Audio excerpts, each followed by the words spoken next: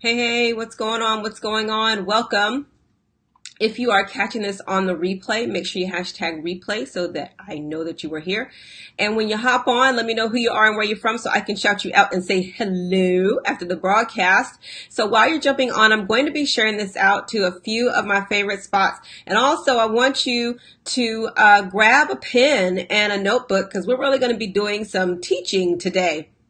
Hey, Angela, we're going to be doing some teaching today. So grab a pen, grab a paper, share this out. I'm going to, let me get this shared out because y'all know how my multitasking does not work. All right.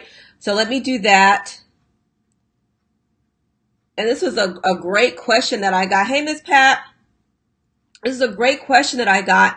And I said, let me break out the spreadsheet again and do a little bit of teaching so you guys can really get this because, okay, let me hush, let me share, and then we'll get into it because I'll be here going and doing all this talking and I'm not doing what I'm supposed to do. So let me share this out and then we'll get going.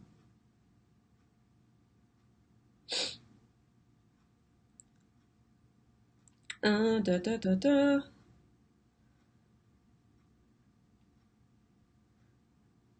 All right. Let me get one more spot and then we'll be ready to go.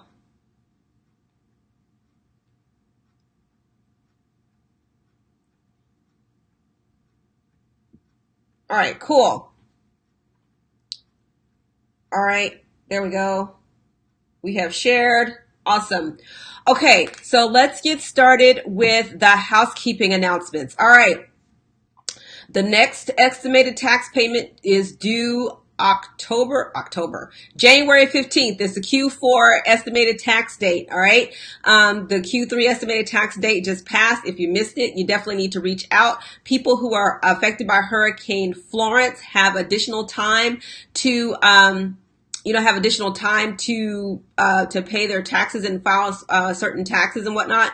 So if you're if you live in the affected hurricane area, you do not need to contact the IRS. However, if you are part of the relief effort, you live outside of the impacted areas, but you are there assisting with the relief efforts, you do need to reach out to the IRS and make some arrangements for your filing for anything that you might have due. Okay. So I really hope that makes sense.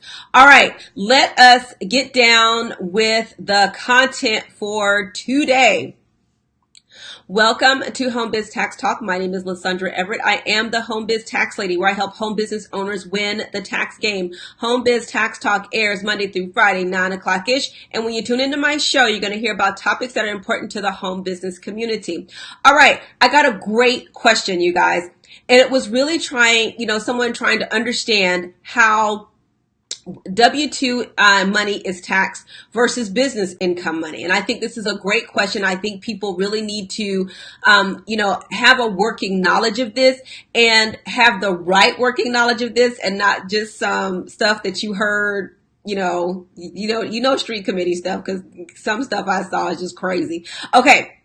So I'm going to be sharing my screen and so really going to be talking through this. And one of the main reasons that I would like to have this conversation now is that, at the time of this recording, we're going into the fourth quarter of the year.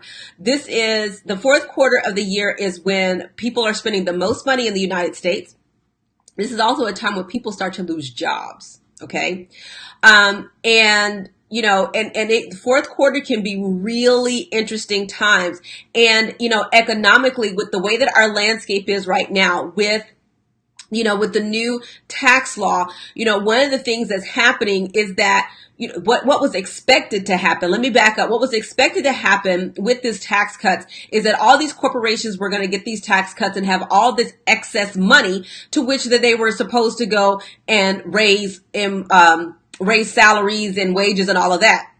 That's not happening. And these corporations were very honest and said that they were not going to be doing that. And so what they're doing is they're, doing stock buybacks. They're buying, people that have ownership in their companies. They're going buying back those stocks to increase the company's ownership instead of the investors' ownership. They're also investing in automation, which means that they are investing in their own infrastructure. They're building up their own businesses. And when you increase automation, what do you decrease? Human capital. Okay. The one thing that we have to understand is that when you are an employee, you are an expense. It's not an investment. Okay. No matter how you slice it, employees are expenses, and people take that personally. And I really want you to hear me out on this. As I've said this before, and it really ticked off the planet. I didn't realize how much people were offended by this. Like, listen, I'm not down on jobs. I want people to love their jobs and everything. But when it comes down to the finance part, you have to understand that as an employee, you are an expense because you have wages, you have benefits, you have vacations, sick pay and all of that stuff, where if you miss work, if you have vacation, you expect to take the day off and to still get paid. Okay. Well, when you take a day off and still get paid, they still got to pay other people to do your job. Okay. So now I want you to think about your household. Okay. When it comes down to the expenses in your household, let's take the fabulous phone, right? Yay, phones. Okay. Now, phones, this is your employee. Okay. Especially if you're a business owner, your phone is your employee. You expect this baby to work for you. And when it stops working for you, you fire it and get a new one. Or, especially for my iPhone junkies, right? As soon as there's some better automation going on, you fire the old iPhone and go get the new iPhone. The only difference is we're talking about a machine, but this is exactly what happens when we're talking about employees. So it's an important conversation to have to understand how this money is taxed, so that when you make the shift to becoming a business owner, because a lot more people are, the side hustle crowd is definitely growing because these jobs ain't loyal. Okay. They're loyal to themselves. They're loyal to their shareholders, but they are not loyal to the employees. Okay. Please believe me. All right. So I'm going to go to my screen, and I'm going to be sharing my screen, and we're going to be talking about how this actually works, so that you have a working understanding when you are trying to make that shift and you're making decisions about, like when you get raises, you're making decisions about, your spending in your business as well, right? You're making educated decisions, not just random ones, educated decisions. All right. So let me share my screen. Let me get this out the way. All right. So here we have we got a W-2 and a business owner, and we got $70,000, right? So everybody's got 70 grand. Let me put that here, and forgive me if I'm typing in your ear, but we just gonna make this work. All right. And so now the difference between the W-2 and the business owner. All right. When you get this 70 grand, the first thing that comes out of your check as a W-2 is taxes. And 9 times out of 10, it's around 28%. So let's do the math. 70,000 times 0.28 equals, so over the course of the year, you're losing $19,600. Okay.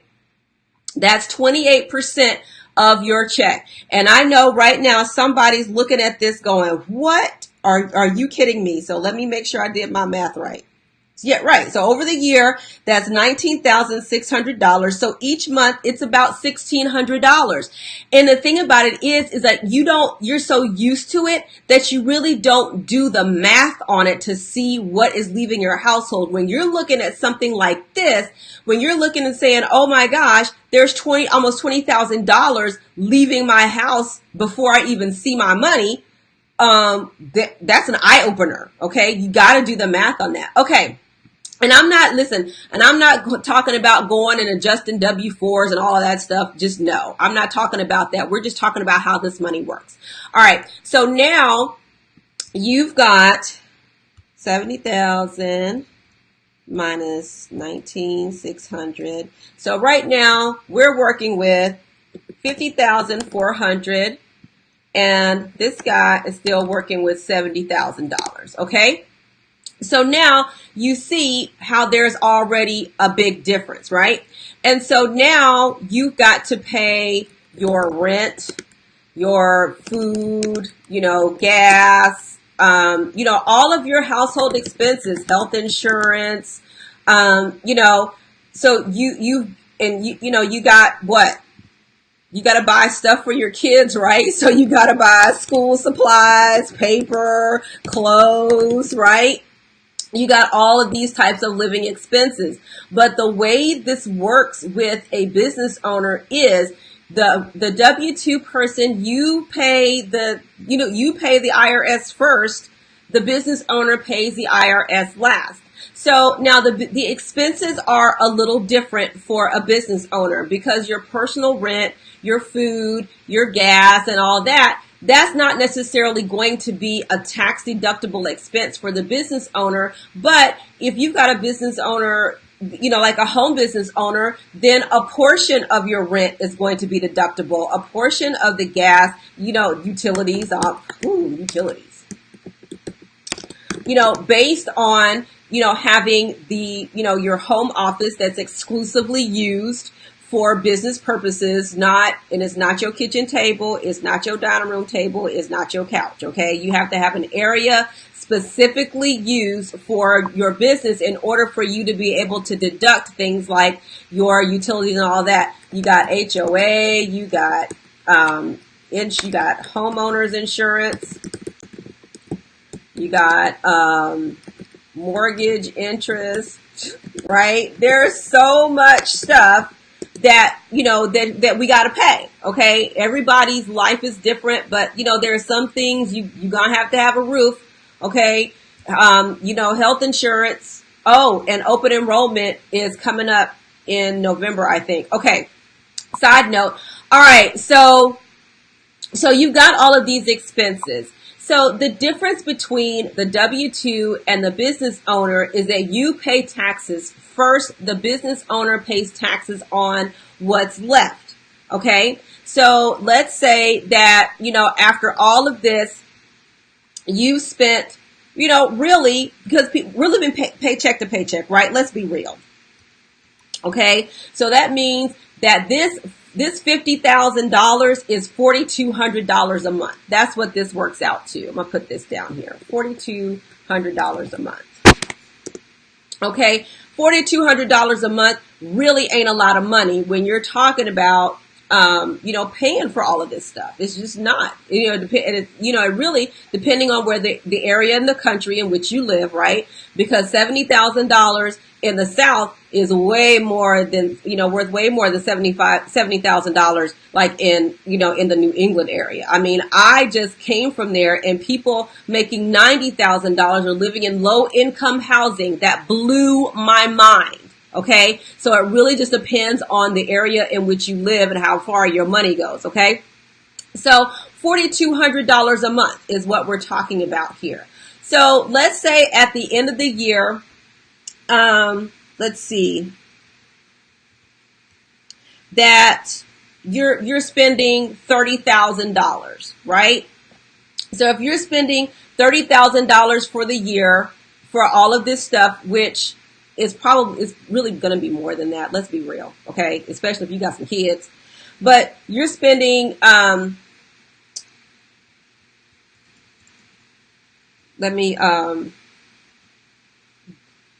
got to do the math on the calculator because y'all know my brain sometimes is just a little slow. All right. So anywho, so $4,200 a month.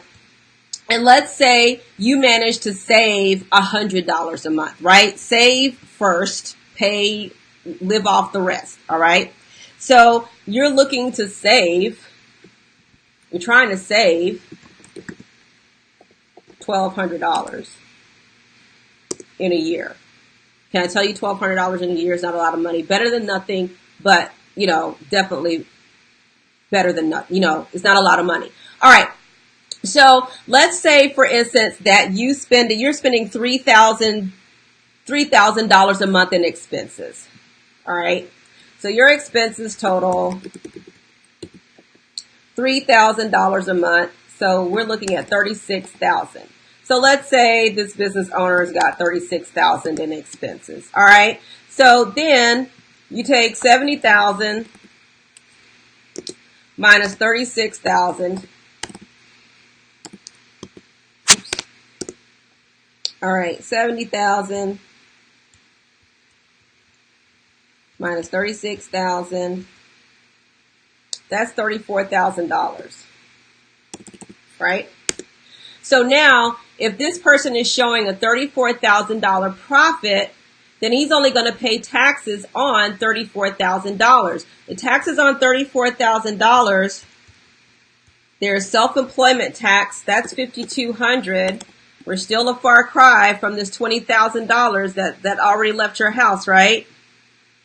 So that's $5,202 for self-employment tax, all right? So now, based on that, that's still going to deduct more from this $34,000. Do you see where I'm going with this? So the tax on $34,000, you know, that's probably going to be in the like 15% tax bracket. We haven't even gotten to deductions and all of this stuff, right? So, you know, so even still, you're still looking at $5,000 is heck far from this $20,000 that left already, right?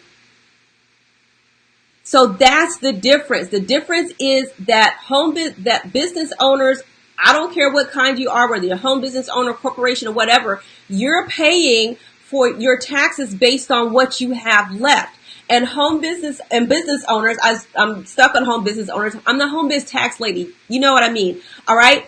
So business owners that, you know, if you have your health insurance, if your business is funding your lifestyle, for instance, people are talking about the cost of healthcare. And yeah, the cost of healthcare is crazy. But when you're a business owner and your business is supporting your lifestyle and your family's lifestyle, that's 100% deduction. So that's another expense that you get to write off that you don't have to pay taxes on that money. So when you are moving from, you know, the W-2 mindset to the business owner mindset, it's completely different because see, you trying to keep these expenses as low as possible so that you have more profit in order to live. But see, what we do on the W-2 side, we get a raise, and what do? We go increase our lifestyle. We go and get a bigger house. We go and get a bigger car, right? That is not how business owners think. Business owners are trying to keep a lean operation so they keep more money in their pockets. And so, and I'm so glad that my good friend Sonia Jennings is on here because, see, she's got Ditch the Cubicle going on right now. She's helping people transition from being, you know, the W-2 employee to running your own stuff. And it doesn't matter at what level of income that you're in. You can be the 5-figure earner. You could have a 6-figure salary. There are people that are unhappy in different levels of their lives. But either way, you still have to shift the thinking. Because even when, okay, I think I'm done with this. Because even when you make that shift, okay, you're going to have more money coming in. And what you have to be careful of, and this is why, you know, I tell you really got to talk to people and know what it is that you're doing. Because if you're a 6-figure earner and then you go and start a side hustle and you haven't thought about these taxes and things, you can easily get yourself into trouble because, you know, you might not have all of these deductions. And I'll give you a prime example. I had a lady that came to me. She was, you know, she had a mid-6, you know, she was making like $150,000-$200,000 a year on her job. And she started a side hustle because somebody told her it would help her save on taxes. Well, she went and boxed out and, you know, and she was showing $12,000 profit. Well, she didn't have any of those deductions. She didn't own a home. She didn't have no kids and all of that stuff. And so she wound up having to write a check to the government because nobody told her about the tax part. And so, the self-employment tax income, you don't get away from taxes. Everybody's going to pay taxes on the money that you earn. I don't care how you earn it. It is just the manner in which you do it. So you can go out and earn some side hustle income and smack yourself into a new tax bracket without any planning and then get a tax bill that you wasn't exactly expecting. Happens all the time. So this is why it's important to have tax professionals and accountants on your team so that you know exactly how this additional money is going to impact your life. All right. But it is a mindset shift. And if you are, if you've got any ounce of noodle, let me say this, okay? Because y'all know I'm a real talk kind of girl. If you got any ounce of noodle, the one thing that you have to do is be able to plan for the unexpected. Too many people are unexpectedly losing their jobs and then have no means to care for themselves.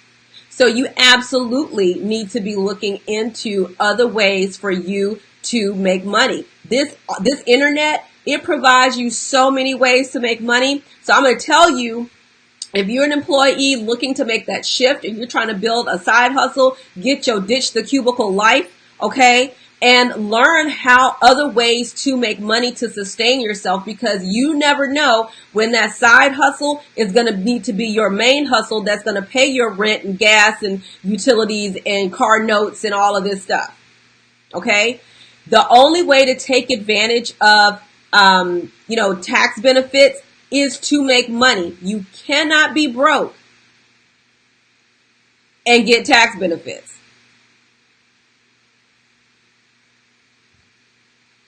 You heard it first here.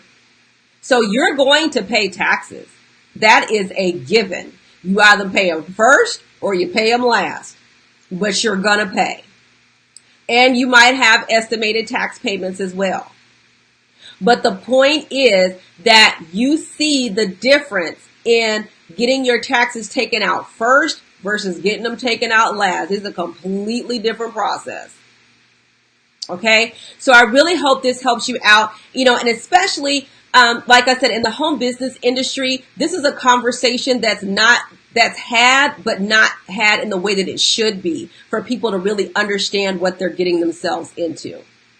Okay, so that's it. Did you guys get some value from this? Throw me up a 2 in the comments if you got some value from this, and this is something that you can really take and use in your own lives. That is what I'm here for. I'm definitely here to help us stay out of tax trouble, okay? Too many home business owners wind up in tax trouble because they're not understanding that, you still got to pay taxes. You got to pay self-employment taxes at a minimum. And you have to be prepared for that, or you're going to wind up in tax trouble, and Uncle Sam is the last place that you want to be in debt to. Trust and believe, okay? So thank you guys for hanging in there with me on this one. And so that's it for today's episode of Home Biz Tax Talk. Again, we air Monday through Friday, 9 o'clock-ish. And you can come here to get your questions answered about your home business taxes. All right, have a great day, and I'll see you next time. Bye.